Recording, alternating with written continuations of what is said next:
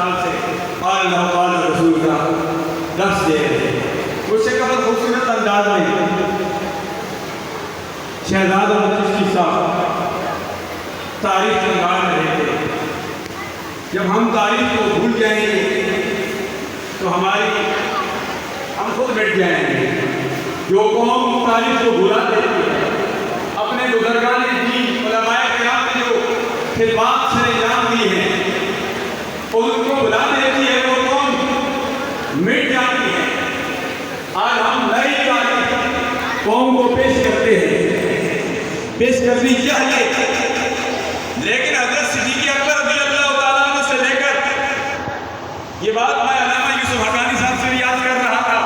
Doctor قاضی عبد الحسن کاظمی صاحب کے والد گرامی کا 40واں عرس تھا کہ آج نئی نسل کو نئی تاریخ بتائی جا رہی ہے، پرانی تاریخ کو بلایا جا رہا ہے.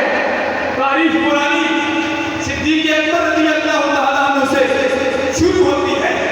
آپ نے مسلمہ کذاب کا قلعہ کمر دیا. جنگ یمامہ کی صورت میں 1200 صحابہ کرام رضوان اللہ تعالیٰ علیہ مجمعین شہید ہوئے. اس کے بعد یہ سلسلہ چلتا رہا. وقت کے دامن میں گنجائش نہیں ہے اور میں وقت کی پابندی کرنے والا ہوں. جب میں خود وقت کی پابندی کرتا ہوں اور علماء کرام عوام کو عوام میں خواص کو بھی اس طرف متوجہ کرانا چاہتا ہوں. مجھے 5 سے 7 منٹ دیے گئے. 5 سے 7 منٹ 12 منٹ بنتے ہیں. 12 کا اضافے کبھی 3 بنتا ہے. 3 کے حوالے سے بھی گفتگو ہو سکتی ہے، 5 سے بھی ہو سکتی ہے، 7 کے حوالے سے بھی ہو سکتی ہے، 12 کے حوالے سے ہو سکتی ہے. لیکن 5 سے 7 منٹ کے اندر میں سلیٹ کو چھوڑ دوں گا. علامہ ہمارے ہاں گولڈن جوبلی جامعہ افغانیہ زہر العلوم میں بھی تحفظ ختم نبوت کے لیے منائی گئی. 50 علماء کرام ناتخوانان حضرات کو دعوت دی گئی. اختتام پر علامہ نیاز حسین امان صاحب رہ گئے. میں نے کہا جو میری سنت ہے میرا طریقہ یہ ہے گھنٹے کی بات منٹ میں کر دیتا ہوں. آیا 1 منٹ کے اندر اپنی بات کو آپ سنبھال لیں گے؟ علامہ نیاز حسین امان صاحب اسی بات پر عمل کرتے ہیں. 1 منٹ میں ڈاکٹر قاضی عبد الحسن کاظمی صاحب کو کہا دے کر انہوں نے سے ایک شعر چھوڑ دیا. بعض دفعہ گھنٹے کی بات منٹ میں کرنی پڑتی ہے. ہمارے ہاں ہم بہت زیادہ لے لیتے ہیں جس کی وجہ سے کئی مبتلا علماء کرام کو وقت نہیں ملتا. ضرورت اس امر کی ہے کہ ہم دعوت جو سرکار نے جو دعوت دی تھی، صدیق اکبر نے دعوت دی تھی، خلفائے راشدین نے دعوت دی تھی، ائمہ اربعہ نے دعوت دی تھی، ائمہ طریقت نے دعوت دی، جو حضرت پیر بادشاہ صاحب علیہ رحمت نے دعوت دی. وہ دعوت کیا تھی؟ وہ دعوت کیا تھی؟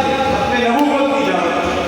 ختم نبوت کے حوالے سے گزشتہ جن شخصیات کے خدمات سر انجام دی، امام نورانی علیہ السلام، علامہ خادم حسین رضوی صاحب کا دھرنا ہو، علامہ عبدالستار خان ریاضی کی 6 دن اور 7 راتیں ہوں، پیر قمر الدین شیرازی علیہ رحمت نے پاکستان کی جب 1970 میں صدر تھے ان کی خدمات ہوں. ہر تمام خدمات کو میں خراج تحسین پیش کرتا ہوں. لیکن پیر بادشاہ صاحب علیہ رحمت وہ ہے جنہوں نے سن 1948 میں اس اٹک کی سرزمین میں ڈیرا لگایا. یہاں سے ختم نبوت کا علم بلند نہیں کیا.